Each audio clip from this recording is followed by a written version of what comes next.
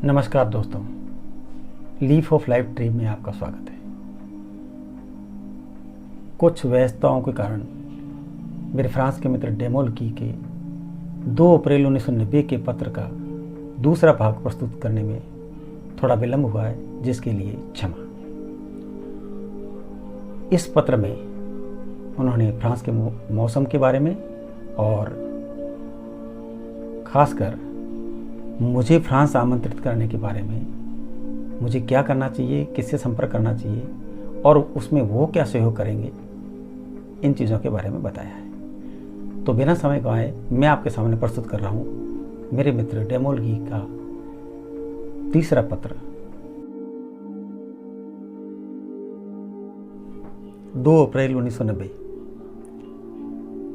मुझे ये जानकर खुशी हुई कि आप सिक्के और माचिस की डिब्बियाँ इकट्ठा करते हैं, जैसा कि मैं करता हूँ। मैं आपसे वादा करता हूँ कि जब मैं वापस राजस्थान आऊँगा तो आपको फ्रांस के सिक्के दूंगा, लेकिन मुझे नहीं पता कि कब, क्योंकि मैं दक्षिण भारत और कलकत्ता देखना चाहता हूँ। ऐसा 3 सालों में हो सकता है। मैं जानता हूँ कि ये बहुत लंबा होगा, मगर भारत एक बहुत विशाल देश है और मैं केवल एक बार की यात्रा से भारत के हर हिस्से को नहीं घूम सकता।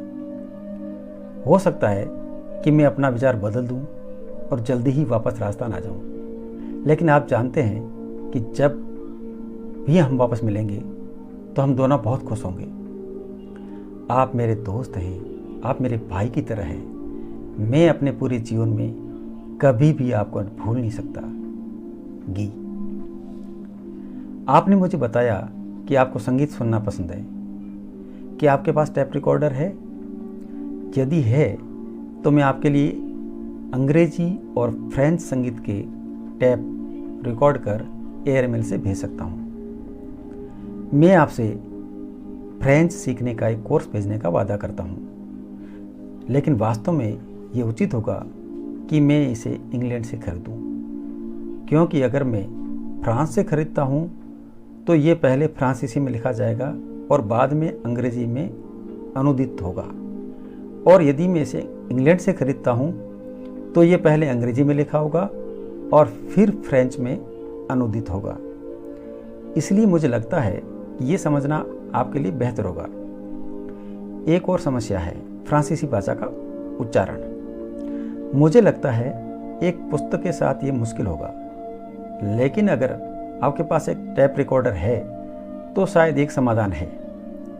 मैं आपको शब्दों और वाक्यों के साथ अंग्रेजी में अनुवाद के साथ टैप रिकॉर्डर कर भेज सकता हूँ। इसके साथ ही मैं आपको लिख कर भेजूंगा कि मैंने क्यों रिकॉर्ड किया है। ये सबसे अच्छा तरीका होगा। तो आपको मुझे बताना होगा कि क्या आपके पास टैप रिकॉर्डर है। 3 मार्च 1990 को अपने कजिन के विवाह के निमंत्रण के लिए धन्यवाद। मेरे लिए आना असंभव है, लेकिन जब आप उन्हें मिले तो मेरी तरफ से बधाई और शुभकामनाएं दें। क्या ये सच है कि भारत में लड़का विवाह से पहले कभी लड़की से नहीं मिलता है और वह उस लड़की को पसंद नहीं करता है जिसके साथ उसकी शादी होने वाली है? क्योंकि फ्रांस में ये बहुत अलग है। हर लड़का लड़की को पसंद करता है और वे बिना किसी रोक टोक के मिल सकते हैं और साथ आ जा सकते हैं। मैं आपको कोई स्टिकर भेजता हूँ और आशा करता हूँ कि आप उन्हें पसंद करेंगे और उनको जहाँ आप चाहे लगा सकते हैं। उनके पीछे की तरफ मैं उनका अनुवाद लिखता हूँ। आप जानते हैं कि आपकी अंग्रेजी अच्छी है। जब आप मुझे लिखते हैं तो मैं बहुत अच्छी तरह से समझ सकता हूँ। मेरी अंग्रेजी बहुत अच्छी नहीं है। मैंने अंग्रेजी तब सीखी थी जब मैं 6 साल के लिए 1971 से 1976 के बीच स्कूल में था और मैंने पहले से अंग्रेजी नहीं सीखी। कभी कभी उन विशेष शब्दों की जानकारी के लिए जो मुझे लगता है मैं नहीं जानता, मैं डिक्शनरी का उपयोग करता हूँ। केवल मेरी स्मृति काम करती है और मुझे आशा है कि आप मेरे पत्रों में लिखी गई बात को समझते होंगे, और यदि आपको कुछ समझ में नहीं आए तो मुझे लिखना। मैं इसे किसी दूसरे तरीके से समझाने की कोशिश करूँगा।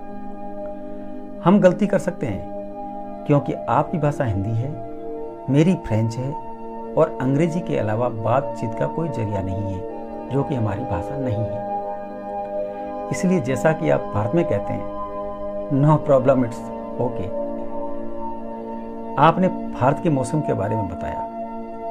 फ्रांस में हमारे यहाँ बहुत खराब मौसम है। हवा बहुत तेज 150 से 170 किलोमीटर प्रति घंटे की रफ्तार से फीट ज़्यादा से चल रही है। हर जगह पर मकानों को बहुत नुकसान हो रहा है। हवा ने कई दिनों से तूफान का रूप धारण कर रखा है। पेड़ जमीन पर या मकानों पर और कारों पर आकर गिरते हैं, जिससे घरों और कारों को नुकसान हो रहा है और इससे लोगों की मौत भी हो रही है। हमने इस साल जैसा तूफान पहले कभी नहीं देखा और ये अभी भी थमा नहीं है। बहुत बड़ा नुकसान हो रहा है। हम अच्छे दिनों के इंतजार में हैं, क्योंकि इसके अलावा और कोई उपाय नहीं है। हमारे यहाँ बहुत बारिश होती है। कभी कभी गांव पानी से डूब जाते हैं। मैं आशा करता हूँ कि तूफान सभी के लिए जल्दी से बंद हो जाए। मुझे उम्मीद है कि एक दिन आप फ्रांस आ सकते हैं। आपके लिए बहुत अच्छा होगा कि आप मेरे देश को जानें, यह जानें कि हम कैसे रहते हैं, क्या खाते हैं और हमारी संस्कृति, धर्म, वास्तुकला, इन सब के बारे में सब कुछ जानें, क्योंकि ये भारत से बिल्कुल अलग है। मेरे घर पर आपका स्वागत है। मुझे पता है कि यूरोपीय लोगों का भारत जाना भारतीयों के यूरोप आने से ज़्यादा आसान है, क्योंकि हमारा बदलाव, हमारा चेंज आपके मुकाबले में बेहतर है और हमारे लिए भारत में चीज़ें खरीदने, यात्रा करने और खाने के लिए सस्ता है। जब मैं भारत आया तो मेरे विमान से आने जाने, होटलों और भोजन के लिए 15,000 रुपये का भुगतान किया। मुझे नहीं पता कि आप विमान के लिए कितने रुपए का भुगतान करेंगे। आप मेरे घर में मुफ्त में खा सकते हैं और रह सकते हैं, तो केवल आपको विमान का भुगतान करना होगा और यदि आप कुछ खरीदना चाहो तो उसका। परंतु मैं जानता हूँ कि ये आपके लिए बहुत महंगा होगा। अभी के लिए मुझे लगता है कि आपके पास फ्रांस आने के लिए पर्याप्त पैसा नहीं है और इस योजना के बारे में बाद में बात करना उचित होगा। वीज़ा प्राप्त करने के लिए आपको भारत में फ्रांस के दूतावास में जाना होगा। फ्रांस से वीज़ा मिलना शायद आपके लिए असंभव होगा। मैंने पेरिस में भारत के दूतावास को फ़ोन किया और उन्होंने मुझे बताया कि भारत में फ्रांस का दूतावास आपको वीज़ा दे सकता है। इसलिए आपको ये जानने के लिए उन्हें लिखना होगा कि इस वीज़ा को प्राप्त करने के लिए आपको क्या करना है और इसके लिए आपको और अधिक जानकारी वे दे सकते हैं। मुझे पता है कि आपके पास फ्रांस में लॉजिंग का प्रमाण होना चाहिए। ये एक ऐसे व्यक्ति द्वारा लिखे गए पत्र है जो फ्रांस में रहता है और जो ये प्रमाणित करता है कि आप उसके घर पर रह सकते हैं। बेशक मैं आपको ये प्रमाण पत्र दे सकता हूँ, नो प्रॉब्लम। मैं आपको भारत में फ्रांस के दूतावास का पता दे रहा हूँ। हो सकता है कि आपको जैसलमेर में मूमल टूरिस्ट बंगलों से कुछ जानकारी प्राप्त हो जाए या भारत सरकार के पर्यटन कार्यालय राजकीय होटल मिर्ज़ा इस्माइल रोड के अंत में, जिसे MI रोड कहा जाता है, से जानकारी प्राप्त हो सकती है। क्या आपको मेरा सरप्राइज़ मिला? मुझे आपके जवाब का इंतजार रहेगा। मैं जानना चाहता हूँ कि आपको कितने पत्र मिले। मैंने आपको 3 पत्र भेजे हैं। नए साल का पोस्ट कार्ड, पेरिस की फ़ोटो के साथ पत्र, मेरे सरप्राइज़ के साथ पत्र, और मुझे लगता है कि आपको ये तीसरा पत्र नहीं मिला। जब आप इस पत्र का जवाब देंगे तो मैं आपके इसके बारे में अधिक जानकारी दूंगा। अपने अगले पत्र में मैं फ्रांसीसी भोजन के बारे में बात करूंगा। मुझे लगता है कि मैंने इस बार एक लंबा पत्र लिखा है, इसलिए मैं इसे ख़त्म करता हूं। अपने माता पिता और परिवारजनों को मेरी शुभकामनाएं देना। तुम्हारा मित्र गी। आप अलग अलग रंगों से लिखे गए इस पत्र के बारे में क्या सोचते हैं, मुझे बताना।